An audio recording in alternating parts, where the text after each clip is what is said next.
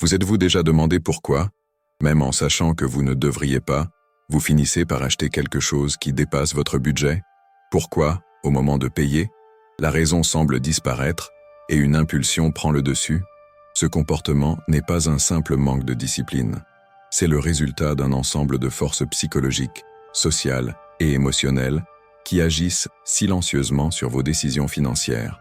Comprendre ces mécanismes est la première étape pour reprendre le contrôle de votre argent et de vos choix. L'achat impulsif n'est pas un défaut de caractère. C'est une réaction naturelle à un environnement conçu pour vous faire dépenser. Les vitrines, les publicités, les promotions limitées, les paiements échelonnés, tout est stratégiquement pensé pour contourner votre raison et stimuler vos émotions. Lorsque vous voyez un produit que vous désirez, votre cerveau libère de la dopamine, un neurotransmetteur associé au plaisir et à la récompense. Cette sensation agréable vous pousse à agir rapidement, souvent sans réfléchir aux conséquences financières. Le problème n'est pas le désir en soi, mais la manière dont il est exploité pour créer un sentiment d'urgence artificielle. Ce sentiment d'urgence est renforcé par des techniques de marketing sophistiquées. Les offres à durée limitée, les compteurs de stock décroissants, les réductions exclusives pour aujourd'hui seulement, toutes ces stratégies jouent sur votre peur de manquer une opportunité. Cette peur, connue sous le nom de FOMO, Fear of Missing Out, est un puissant moteur de consommation. Elle vous fait croire que si vous n'achetez pas maintenant, vous perdrez quelque chose de précieux. En réalité, dans la plupart des cas, vous ne perdez rien. Le produit sera encore disponible demain, ou une alternative similaire existera ailleurs. Mais sur le moment, votre cerveau émotionnel domine, et la logique passe au second plan. Un autre facteur clé est la facilité d'accès au crédit et au paiement fractionné. Auparavant, acheter quelque chose signifiait disposer de l'argent nécessaire. Aujourd'hui, vous pouvez acquérir presque n'importe quoi en quelques clics, même sans avoir l'argent immédiatement disponible. Les cartes de crédit, les achats en plusieurs fois sans frais, les applications de paiement différés, tous ces outils rendent la dépense indolore sur le moment. Vous ne ressentez pas l'impact immédiat de l'achat, car l'argent ne quitte pas votre compte tout de suite. Cette dissociation entre l'acte d'acheter et la douleur de payer crée une illusion de pouvoir d'achat. Vous avez l'impression de pouvoir vous permettre plus que ce que vos revenus réels autorisent. Cette illusion est particulièrement dangereuse parce qu'elle s'accumule. Un achat de 50 € ici, un autre de 100 € là, et avant même de vous en rendre compte, vous avez accumulé une dette significative. Chaque petite dépense semble gérable individuellement, mais leur somme finit par dépasser vos capacités de remboursement. C'est ainsi que beaucoup de personnes se retrouvent piégées dans un cycle de surendettement où elles empruntent pour rembourser des dettes antérieures sans jamais vraiment sortir du rouge. Le crédit n'est pas un ennemi en soi, mais lorsqu'il est utilisé pour financer un mode de vie au-delà de ses moyens, il devient une prison financière. Au-delà des mécanismes psychologiques et des facilités de paiement, il y a aussi une dimension sociale à ce comportement. Nous vivons dans une société où la consommation est souvent associée au statut, à la réussite et au bonheur. Acheter de nouvelles choses, porter des vêtements de marque, posséder les derniers gadgets technologiques, tout cela envoie un signal aux autres et à nous-mêmes. Ce signal dit « Je réussis, je suis à jour, je suis quelqu'un ». Cette pression sociale, alimentée par les réseaux sociaux et la culture de l'image, pousse de nombreuses personnes à dépenser au-delà de leurs moyens pour maintenir une apparence de prospérité. Le problème, c'est que cette apparence est coûteuse et souvent illusoire. Derrière la façade des belles photos et des achats ostentatoires se cachent fréquemment des dettes, du stress financier et un sentiment de vide. Acheter ne comble pas les besoins émotionnels profonds.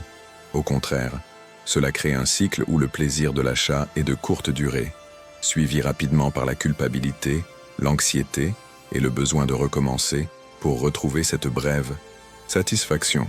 C'est un mécanisme similaire à une addiction, où la récompense immédiate masque les conséquences à long terme.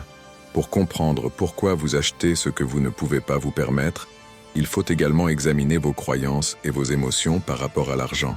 Beaucoup de gens ont une relation complexe et souvent inconsciente avec l'argent. Certains voient la dépense comme une forme de récompense après une semaine difficile. D'autres utilisent l'achat pour compenser un manque affectif ou une insatisfaction dans d'autres domaines de leur vie. D'autres encore ont grandi dans un environnement où l'argent était source de conflits ou de privation, et dépensent maintenant pour se prouver qu'ils ne sont plus dans cette situation. Ces schémas émotionnels sont puissants et souvent invisibles, mais ils influencent profondément vos décisions financières. Reconnaître ces schémas est essentiel, mais cela ne suffit pas. Il faut également comprendre que le système économique actuel est conçu pour encourager la consommation continue. Les entreprises investissent des milliards dans la recherche sur le comportement des consommateurs, dans la publicité ciblée, dans la création de désirs artificiels. Votre attention est constamment sollicitée, votre désir constamment stimulé. Dans ce contexte, résister à l'achat impulsif n'est pas une question de volonté pure. C'est une question de stratégie, de conscience et de mise en place de barrières concrètes entre vous et la tentation. L'une des idées fausses les plus répandues est que les personnes qui ont des problèmes financiers manquent simplement de discipline. Cette croyance est non seulement erronée, mais aussi nocive. Elle place la responsabilité entière sur l'individu, sans tenir compte des facteurs externes et systémiques qui influencent le comportement. Oui, la discipline personnelle joue un rôle, mais elle est largement insuffisante face à un environnement conçu pour exploiter vos faiblesses psychologiques. Blâmer uniquement le manque de volonté, c'est ignorer la réalité du monde dans lequel nous vivons. Une autre croyance erronée est que gagner plus d'argent résoudra automatiquement vos problèmes de dépenses excessives. En réalité, de nombreuses personnes qui augmentent leurs revenus augmentent également leurs dépenses, dans un phénomène connu sous le nom d'inflation du mode de vie. Vous gagnez plus, donc vous vous permettez une voiture plus chère, un appartement plus grand, des vacances plus luxueuses. Le problème sous-jacent, celui de dépenser au-delà de ses moyens, ne disparaît pas. Il se déplace simplement vers un niveau de revenu plus élevé. Ce n'est pas le montant de vos revenus qui détermine votre santé financière, mais l'écart entre ce que vous gagnez et ce que vous dépensez. Beaucoup de gens croient également que les petites dépenses n'ont pas d'importance. Un café ici, un abonnement là, un achat en ligne de temps en temps. Ces dépenses semblent insignifiantes, individuellement, mais elles s'accumulent de manière surprenante au fil du temps. Si vous dépensez 5 € par jour sur des achats impulsifs, cela représente 150 € par mois, 1800 € par an. C'est une somme considérable qui pourrait être utilisée pour épargner, investir ou rembourser des dettes. Minimiser l'impact des petites dépenses est une erreur fréquente qui empêche beaucoup de personnes de prendre conscience de leur situation réelle. Il existe aussi l'illusion que les promotions et les soldes sont toujours de bonnes affaires. En réalité, une réduction n'est une économie que si vous aviez déjà prévu d'acheter le produit et que vous en avez réellement besoin. Acheter quelque chose dont vous n'avez pas besoin simplement parce qu'il est en promotion, c'est dépenser de l'argent, pas en économiser. Les soldes et les promotions sont des outils de vente conçus pour stimuler la consommation, pas pour vous aider à économiser. Tant que vous ne comprendrez pas cette distinction, vous continuerez à acheter des choses inutiles en croyant faire une bonne affaire. Enfin, il y a cette croyance que vous méritez de vous faire plaisir après avoir travaillé dur. C'est une idée séduisante et en partie vraie. Vous méritez effectivement de profiter du fruit de votre travail.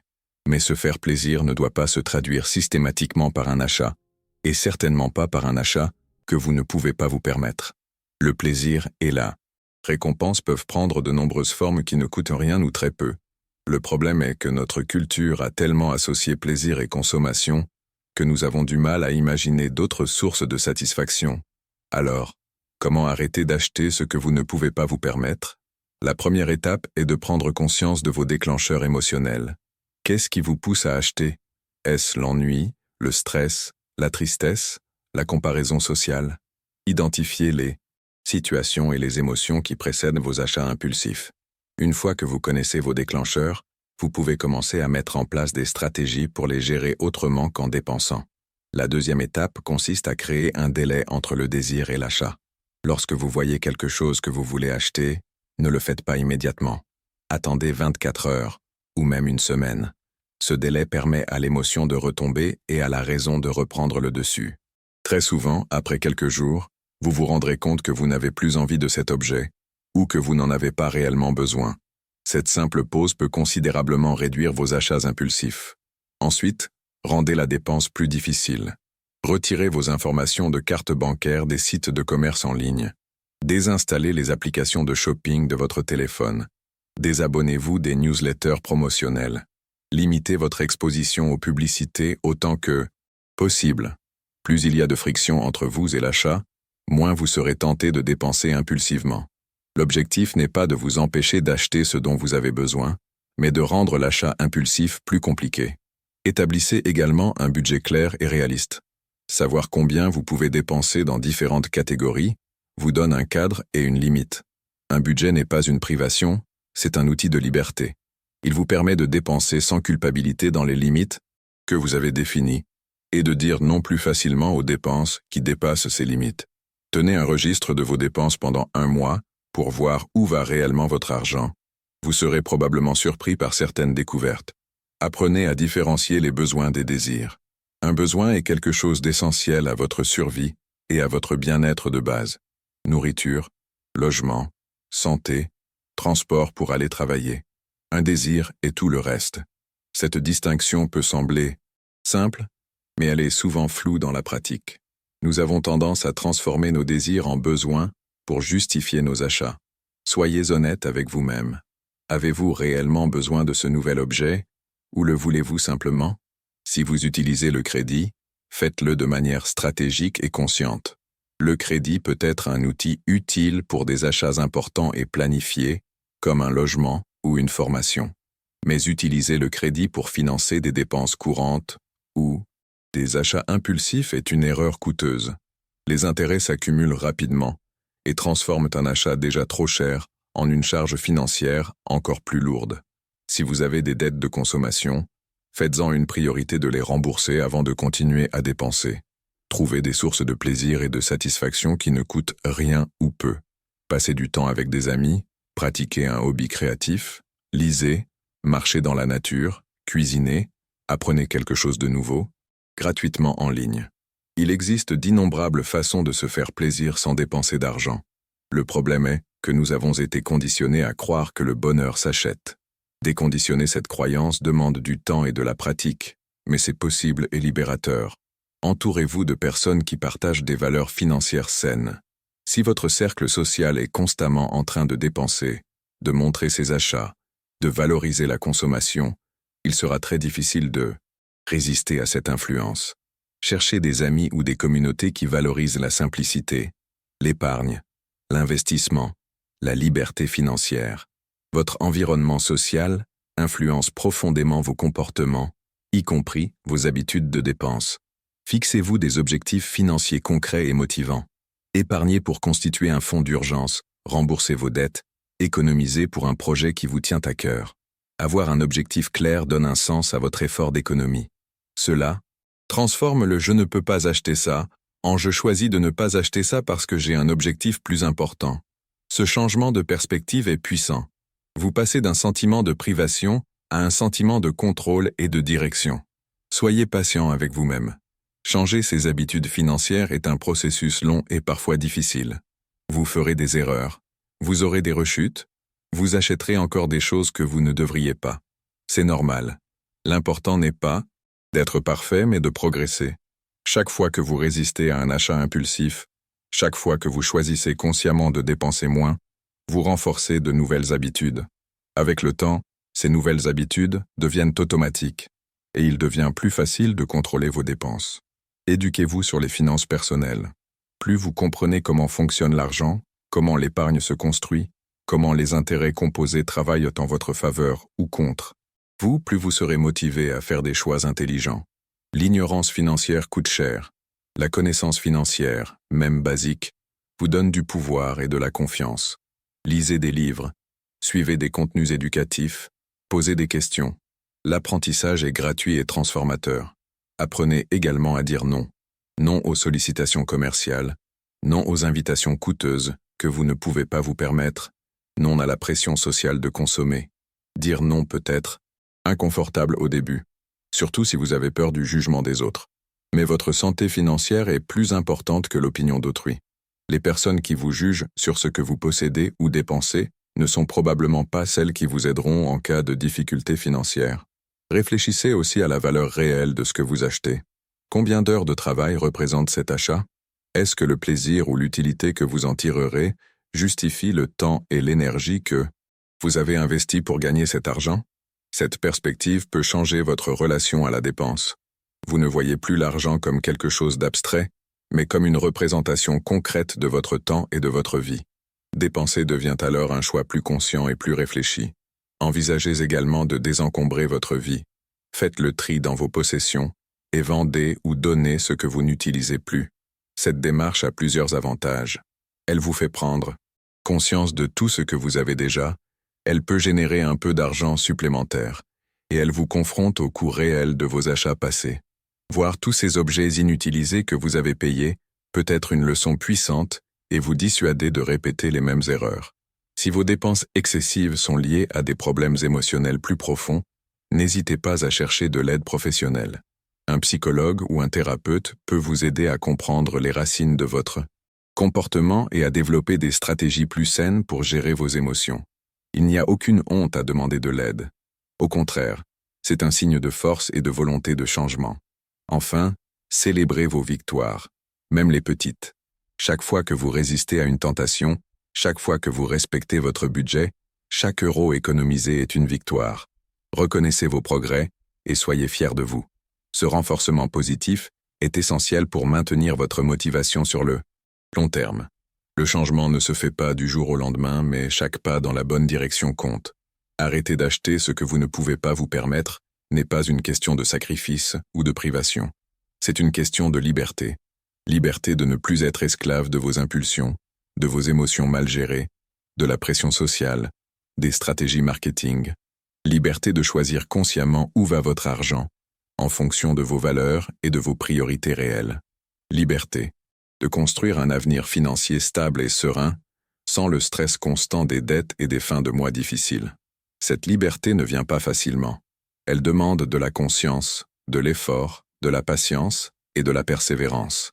Elle demande de remettre en question des croyances profondes, de changer des habitudes ancrées, de résister à des pressions constantes. Mais elle est possible. Des milliers de personnes ont réussi à transformer leur relation à l'argent et à reprendre le contrôle de leur vie financière. Vous pouvez en faire partie. Le point de départ est toujours le même. La conscience. Conscience de votre situation réelle. Conscience de vos comportements. Conscience des forces qui influencent vos décisions. Une fois cette conscience établie, vous pouvez commencer à agir différemment. Petit à petit, décision après décision, vous construisez une nouvelle relation à l'argent. Plus saine, plus consciente, plus libre. Vous n'avez pas besoin d'être parfait. Vous n'avez pas besoin de devenir extrêmement frugal ou de renoncer à tout plaisir. Vous avez simplement besoin de trouver un équilibre entre profiter du présent et préparer l'avenir, entre satisfaction immédiate et sécurité à long terme. Cet équilibre est personnel et unique à chacun. Il n'y a pas de formule universelle, mais il existe des principes de base qui s'appliquent à tous. Dépensez moins que ce que vous gagnez, épargnez régulièrement, évitez les dettes de consommation, investissez dans votre éducation financière. Ces principes peuvent sembler simples, presque évidents. Pourtant, la majorité des gens ne les appliquent pas. Non pas parce qu'ils sont stupides ou irresponsables, mais parce qu'ils n'ont jamais appris à le faire, parce qu'ils sont submergés par les émotions et les tentations, parce qu'ils ne réalisent pas les conséquences de leurs choix jusqu'à ce qu'il soit trop tard. Mais il n'est jamais trop tard pour commencer. Peu importe votre situation actuelle, vous pouvez commencer aujourd'hui à faire des choix différents. Commencez par une seule chose. Peut-être installer un délai de 24 heures avant tout achat non essentiel. Peut-être désinstaller une application de shopping. Peut-être noter toutes vos dépenses pendant une semaine pour voir où va votre argent. Une seule action, aussi petite soit-elle, est un début. Et un début crée une dynamique. Une petite victoire en appelle une autre. Un changement en entraîne un autre. Progressivement, votre comportement financier se transforme. N'attendez pas d'avoir plus d'argent pour commencer à mieux le gérer. N'attendez pas d'être en crise pour réagir. N'attendez pas le moment parfait qui n'arrivera jamais. Le meilleur moment pour commencer, c'est maintenant. Maintenant, avec ce que vous avez, avec ce que vous savez, avec ce que vous êtes. L'action imparfaite vaut toujours mieux que l'inaction parfaite. Rappelez-vous que chaque euro que vous ne dépensez pas inutilement est un euro qui travaille pour vous. C'est un euro qui peut être épargné, investi, utilisé pour rembourser des dettes, C'est un euro qui vous rapproche de la sécurité financière, de la liberté de choix, de la tranquillité d'esprit. À long terme, ces petites décisions quotidiennes s'accumulent et créent une différence massive dans votre vie. Votre relation à l'argent est l'une des relations les plus importantes de votre vie. Elle influence votre stress, votre santé, vos relations, vos opportunités, votre sentiment de liberté et de sécurité. Pourtant, c'est une relation que la plupart des gens négligents, ignorent ou subissent passivement. Choisir de prendre cette relation en main, de la comprendre, de l'améliorer, c'est choisir de prendre votre vie en main. Vous n'êtes pas condamné à répéter les mêmes erreurs financières toute votre vie. Vous n'êtes pas prisonnier de vos habitudes passées. Vous avez le pouvoir de changer, de grandir, de faire des choix différents. Ce pouvoir est en vous, et il attend simplement que vous décidiez de l'utiliser. La question n'est pas de savoir si vous pouvez changer, mais si vous êtes prêt à le faire. Êtes-vous prêt à arrêter de vous mentir sur ce que vous pouvez vraiment vous permettre?